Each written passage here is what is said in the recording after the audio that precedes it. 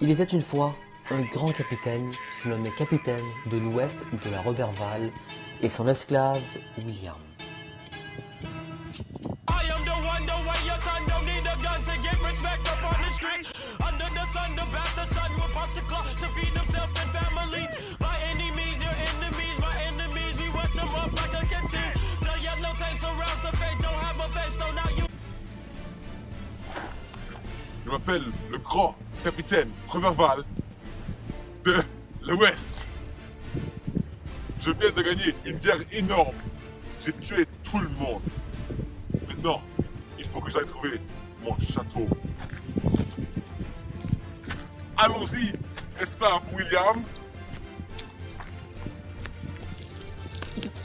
Le capitaine chercha son château avec impatience. On est presque là.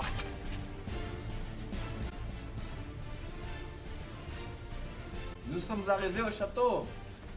Wow. Oui, monsieur. C'est merveilleux. Waouh!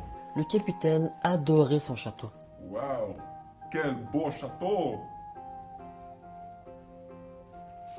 Et surtout les merveilleuses peintures. Cependant, il allait découvrir quelque chose de mystérieux. Tout commença avec la peinture de l'enfant du roi. Il décida de lire l'histoire de cette peinture et a découvert quelque chose d'incroyable. Lors de sa jeunesse, le jeune Williamus tomba de la table et s'est paralysé partiellement. Ceci avait grandement touché le roi. Son père, le roi et le peintre le plus talentueux du monde avaient envie de faire un portrait de son fils.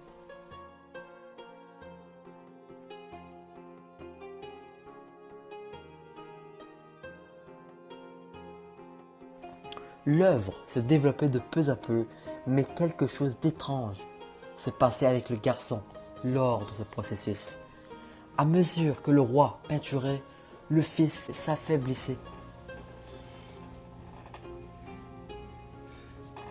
Je vais aller chercher plus de peinture. Quelques jours plus tard, quand le portrait fut enfin fini, le roi découvrit son fils mort sur la scène. Je suis de retour. Oh! Il réalisa soudainement que la vie de son fils fut prise par le portrait.